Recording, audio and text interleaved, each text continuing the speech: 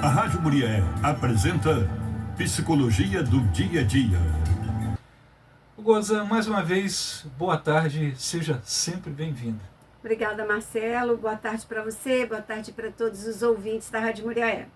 Goza, aliás, desses 82 anos da Rádio Muriel, você faz parte muito, né? Faço, foram 5, 6 com o Evil e agora de volta. É verdade. Foram 5 anos com o Evil, né? 5 e pouco, quase 6. Olha que maravilha, puxa vida. Ontem mesmo a gente estava aqui batendo papo, né? Falando sobre esses 82 anos, aí em off aqui, ouvindo as gravações do Evil, saudade dele, né? Que fez parte dessa equipe, né? Que ajudou a criar também todo esse veículo de comunicação, né? Fez parte. Goza, vamos lá. Hoje nós vamos falar sobre brincar na vida das crianças. Hoje elas correm menos, se curvam mais e estão crescendo com posturas e dores que antes só víamos em adultos.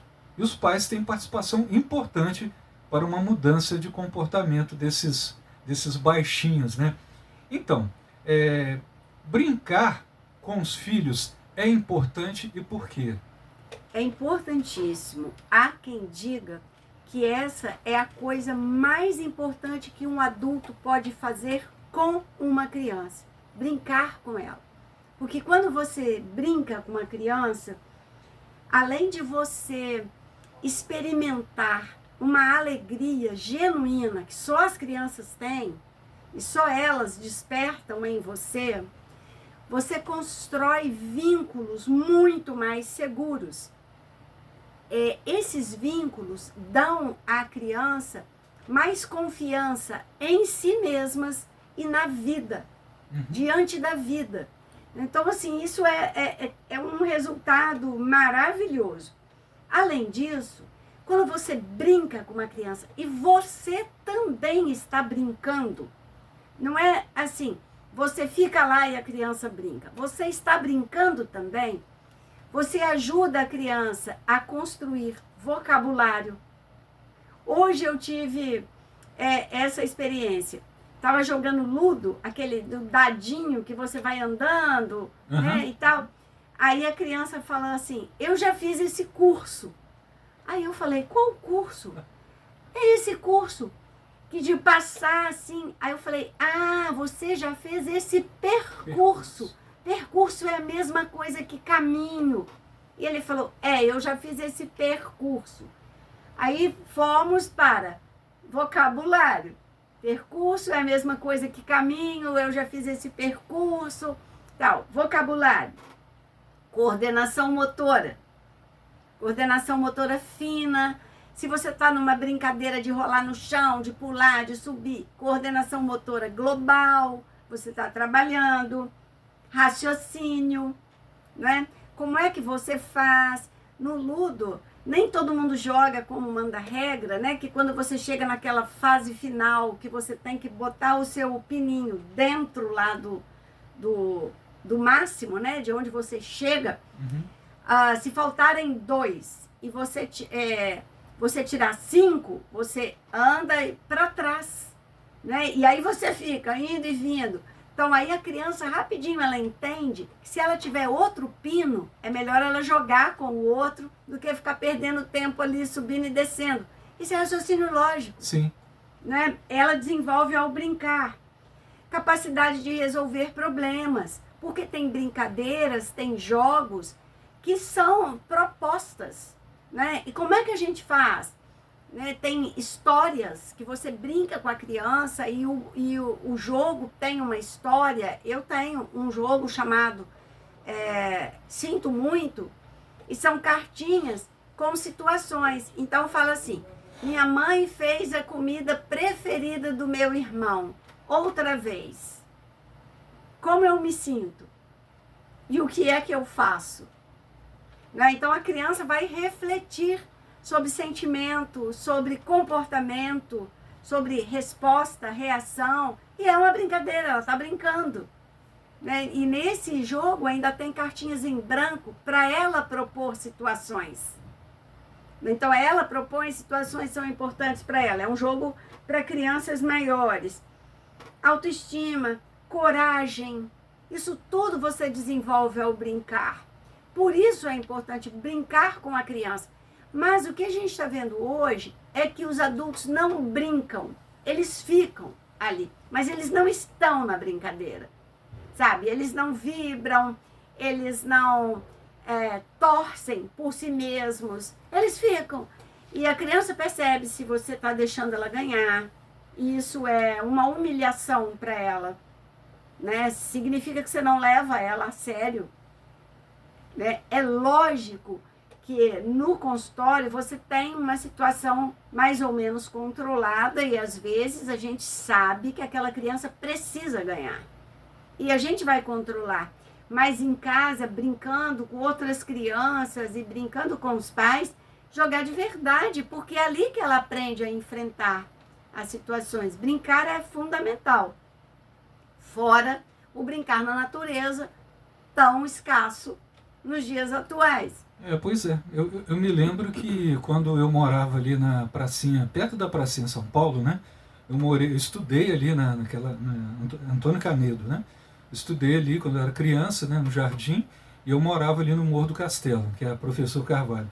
Eu lembro que a gente brincava de pique-esconde, pique-pega, mais o que? Polícia e ladrão. O Gozo, eu não sei como é que eu não caí daquelas árvores ali, tá? Pois é, então, olha, correr, a agilidade e a capacidade, porque se esconder para o outro não te achar é uma abstração. Né? Assim, você imagina onde o outro vai te procurar e você não esconde lá. Onde que ele vai me procurar? Lá eu não vou esconder. Raciocínio, né? São exercícios mentais. Subir, descer, pular. E o Piaget fala isso.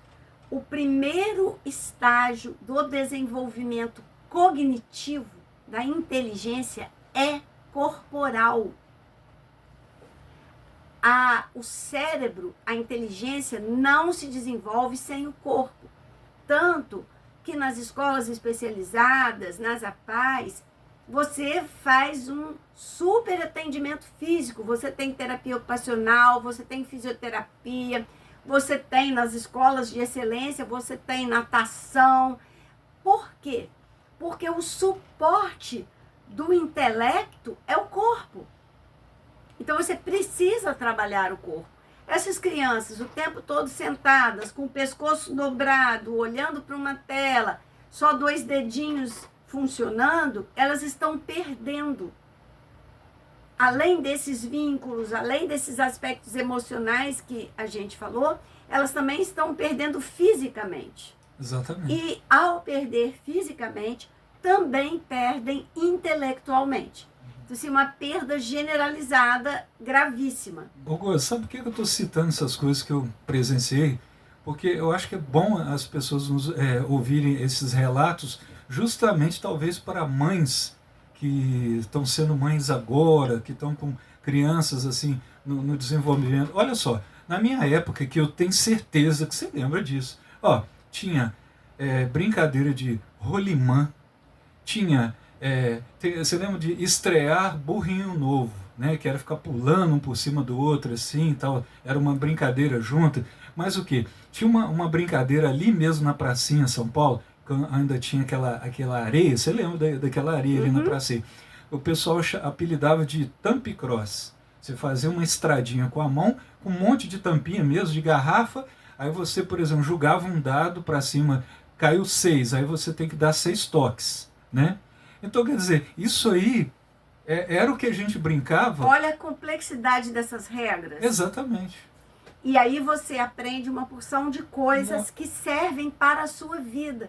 Porque a vida tem regras muito complexas, que às vezes não são explícitas, e que você deduz ao viver, né? E se você tem essa experiência, por isso os jogos com regras, os jogos de tabuleiro são tão importantes, né? Por isso a gente nos consultórios de psicologia, de fonoaudiologia também, de terapia ocupacional, a gente usa esses jogos, porque eles eles dão esse, vamos chamar assim, esse suporte, essa experiência de viver com regras. Não é? Sim. E as regras dos jogos são complexas. É Não verdade.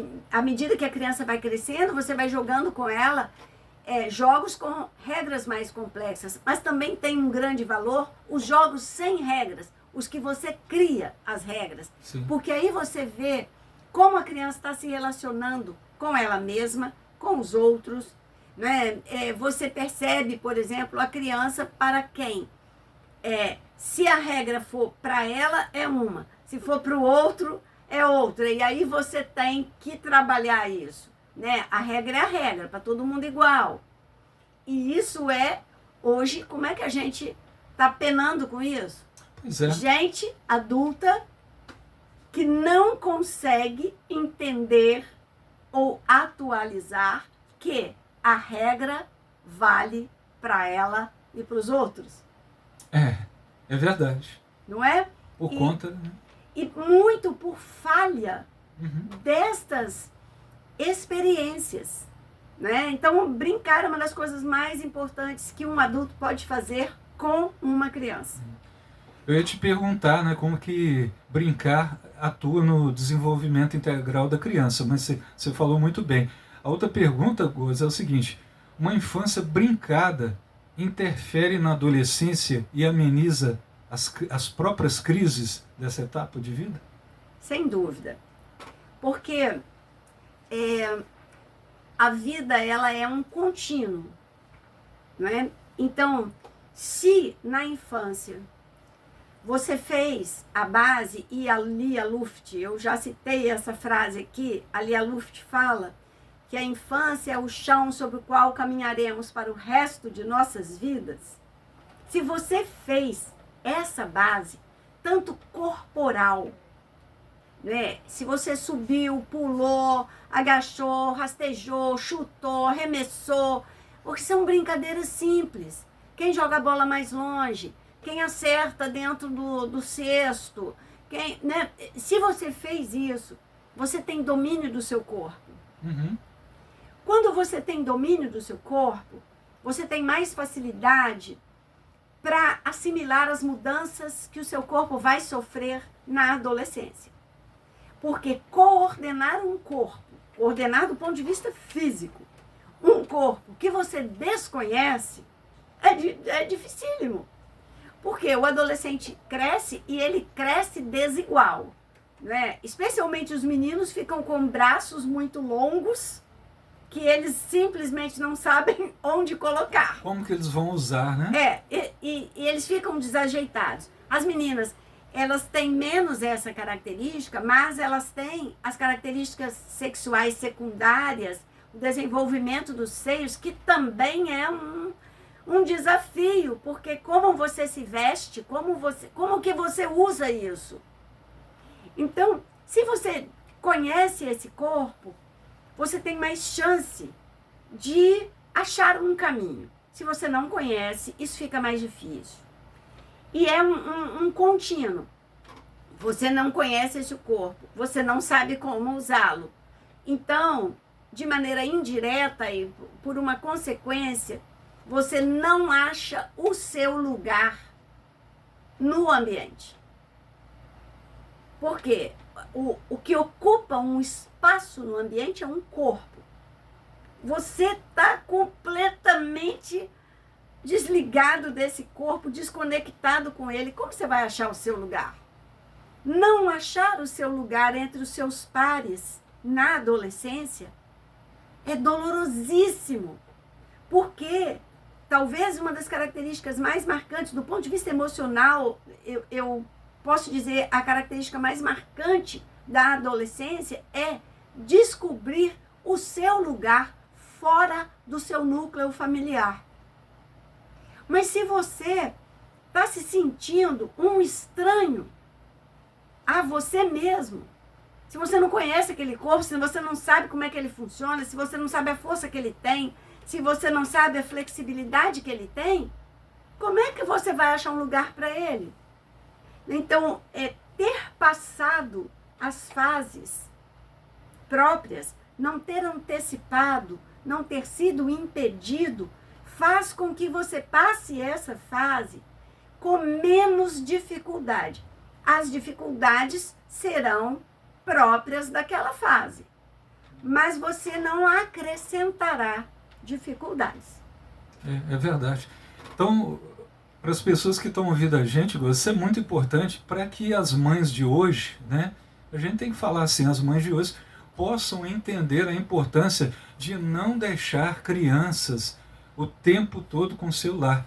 Quando eu dou um passeio na cidade, Goza, quando eu dou uma ida aqui na Lagoa, quando eu passo até ali na pracinha São Paulo, ou no Broa, né, que ali também tem uma pracinha, quando eu vejo crianças brincando, eu acho isso uma maravilha, porque talvez as mães não saibam, as mães e os pais não saibam o bem que eles estão fazendo para a criança. Né? Sim, e é brincar, é sujar, é molhar, é machucar, né? Isso faz parte. Eu acho que todos nós, né, temos algumas cicatrizes da infância, né, e que são típicas, né? Ralado no joelho. Acho que quem não ralou no joelho não brincou, né? Então, assim, ralado no joelho, lembranças. Chutou chão. Histórias, né, dessa infância brincada, elas constroem o chão que nós vamos precisar caminhar para o resto da vida. E elas nos dão esse aspecto emocional, assim. A vida traz muitos desafios, mas eu sou bom nisso. Eu sou bom nisso. Eu sou boa nisso. Né? Uma criança ontem falou para mim assim, eu não gosto desse jogo. Mas eu falei, mas é importante a gente jogar esse jogo. E aí começou a jogar e ele foi se dando super bem. Eu falei assim, engraçado, né? Você não gosta do jogo, mas ele gosta de você, olha aí. Você está se dando bem. Você está ganhando. Olha só. Aí ele começou a curtir. Então, o que essa criança leva? Mesmo coisas que começam difíceis podem acabar bem. E é isso que eu quero. É verdade. É isso que eu quero. Então, quando eu brinco com uma criança no consultório e quando os pais brincam em casa, é para dizer isso. Você é bom nisso. Vamos lá. E é para dizer, olha, é para brincar de verdade. Porque aí você diz, eu tenho o maior prazer de brincar com você. Eu tenho o maior prazer de partilhar a minha vida com você. Não tem nada melhor do que você sentir isso. Essa resposta é maravilhosa mesmo. Goza, mais uma vez, né, a gente está chegando no final do nosso bate-papo, né? Isso não é uma entrevista, é um bate-papo delicioso e gostoso. Obrigado mais uma vez, Goza, por você estar aqui. Goza, manda os recados, os abraços, se você lembrar de alguma coisa aí, fica à vontade. Bom, hoje eu quero só agradecer aos ouvintes, né? Dizer assim que a gente fez outubro todo voltado para temas infantis, mas eu roubei, né, a semana passada falando do evento. Então, na semana que vem, eu vou falar sobre um tema muito caro e que as pessoas sempre me perguntam, que é o luto na infância. Como falar de morte na infância? As pessoas sempre me perguntam isso. Então, eu vou roubar uma semana de novembro para falar esse tema. Esse tema é excelente, realmente precisa ser falado. Goza, muito obrigado, tá? Até a próxima. Até a próxima. Apresentamos Psicologia do